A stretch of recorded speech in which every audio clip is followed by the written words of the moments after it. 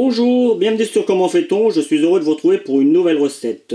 Aujourd'hui, nous allons réaliser ensemble une omelette à la moutarde et à la crème fraîche avec quelques herbes. Vous allez voir, c'est assez simple à réaliser.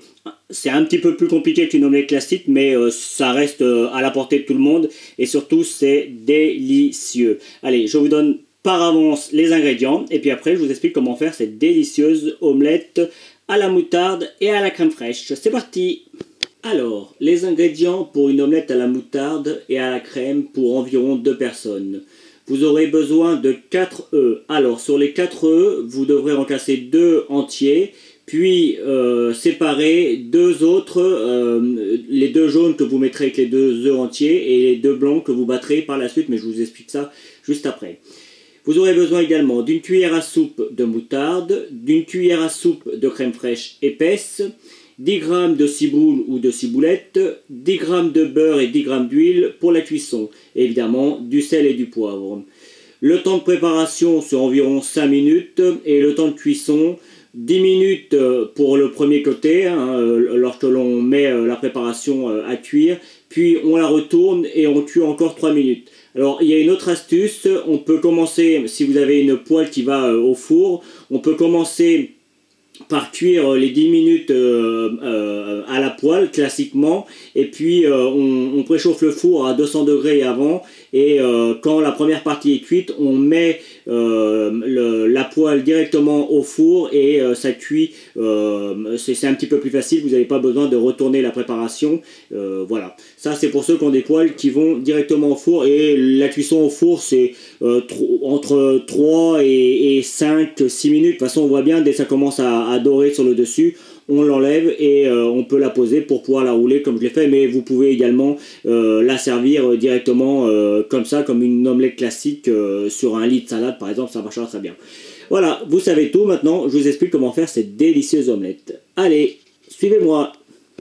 Première chose à faire pour réaliser cette omelette à la moutarde, c'est simplement de battre les blancs en neige. Alors vous allez dire, pour faire une omelette, battre les blancs, c'est un petit peu bizarre, mais c'est une recette un petit peu particulière.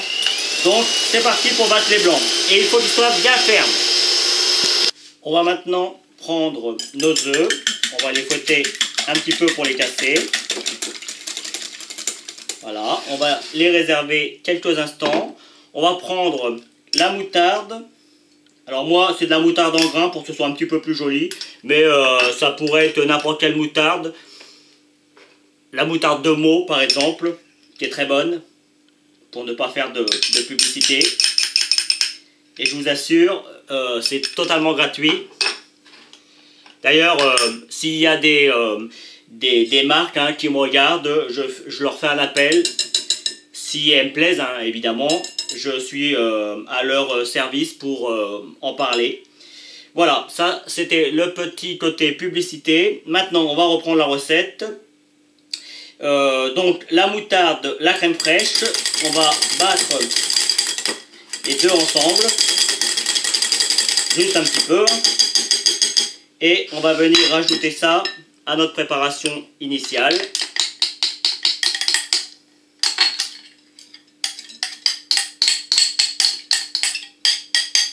Et pour l'instant, il n'y a pas de difficulté. En fait, il y a peu de difficulté. Il y a un petit peu de manutention comparé à une omelette plus classique. Mais il n'y a pas vraiment de difficulté. On va y rajouter également la ciboule, la ciboulette que j'ai taillée. Moi, j'en ai toujours de mon jardin, donc on n'en a pas toute l'année. En tout cas, pas chez moi. Et donc, je la congèle. Comme ça, je suis sûr de toujours en avoir. Donc là, c'est parti. Ça se garde très bien au congélateur. Évidemment, c'est toujours meilleur quand c'est frais. Mais on ne fait pas toujours ce qu'on veut. On va commencer à mélanger un tout petit peu. On va saler et poivrer. Donc, du sel. Du gros sel. Moi, c'est du gros sel, moi, que je râpe. Du poivre. Pareil, si vous pouvez avoir du gros poivre, c'est mieux. Bon, moi, là, j'ai du poivre classique. Et c'est parti pour mélanger tout ça. Allez, et ce coup-ci, on mélange bien comme il faut, jusqu'à obtenir quelque chose d'un petit peu mousseux. Ça sent super bon.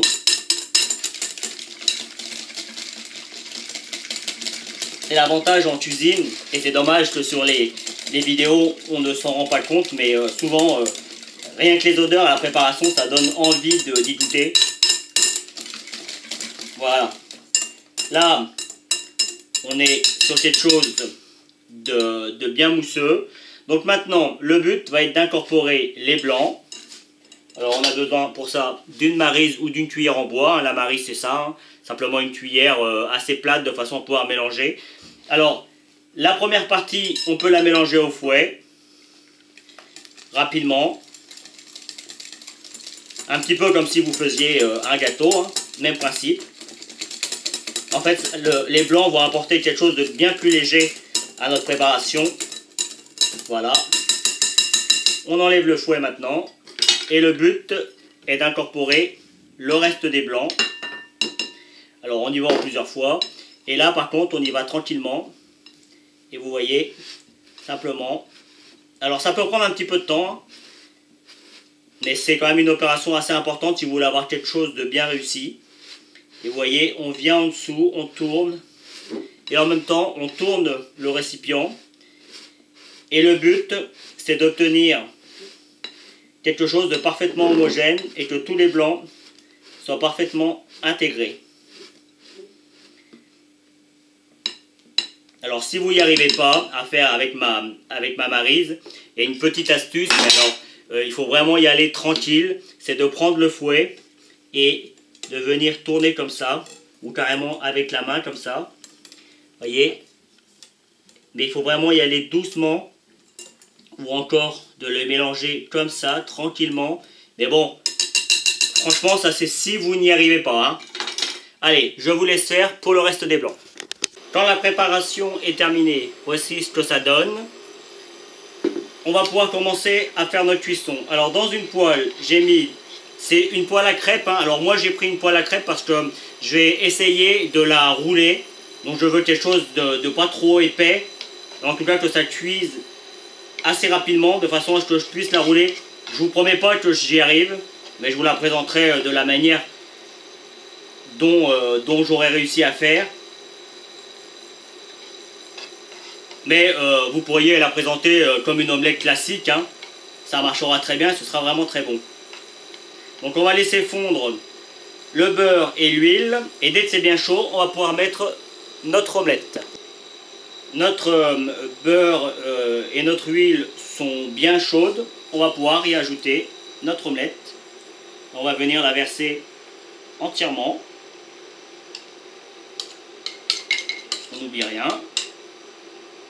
On vient bien jusqu'au bord. Vous avez vu, hein, c'est vraiment très aérien.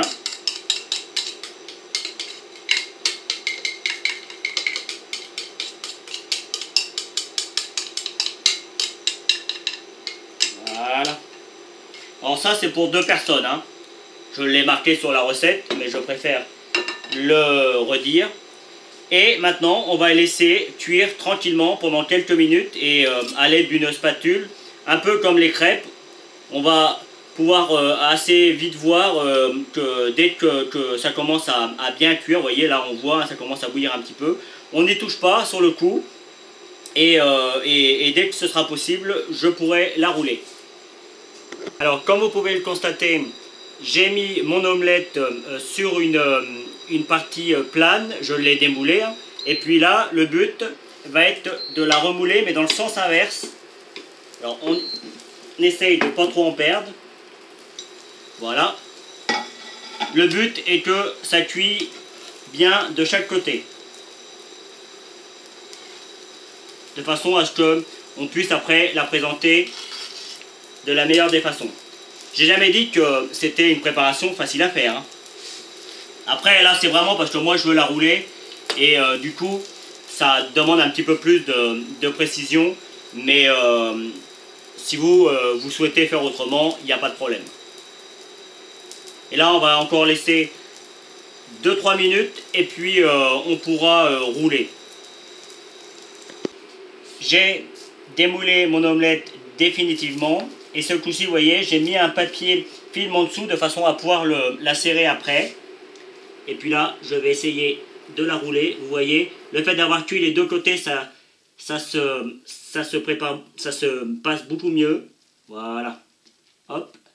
Voilà. Et maintenant, le but va être de venir serrer tout ça parfaitement. Et en plus, ça va permettre de rester bien chaud.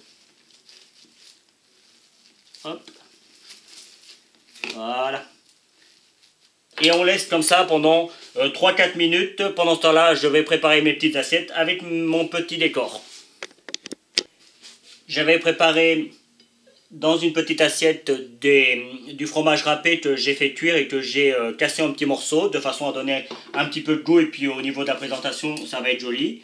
Et puis, simplement, vous voyez, hop, juste avant de servir, hein, j'ai enlevé le papier film, hein, évidemment. Et puis, on vient servir de cette manière.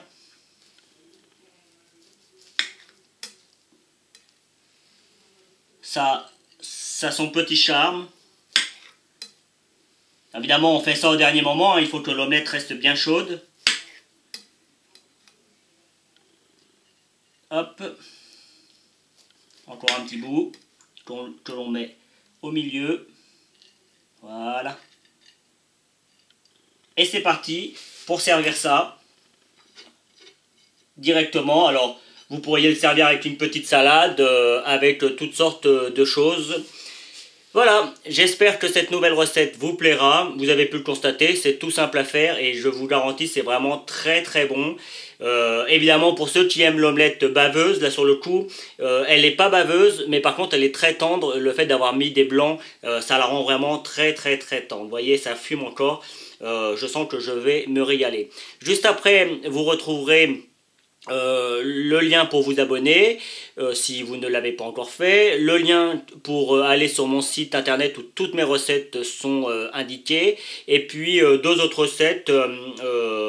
J'essaierai de mettre des recettes également d'omelettes un petit peu différentes de l'omelette classique que j'ai déjà fait par le passé. Voilà, à bientôt sur Comment fait-on. Vous pouvez vous abonner maintenant soit ici dans le coin. Allez sur mon site internet où vous retrouverez toutes mes recettes, et puis consultez les deux vidéos qu'il y a ici qui correspondent à des vidéos que soit je vous ai données dans la recette, soit qui correspondent à la recette en question.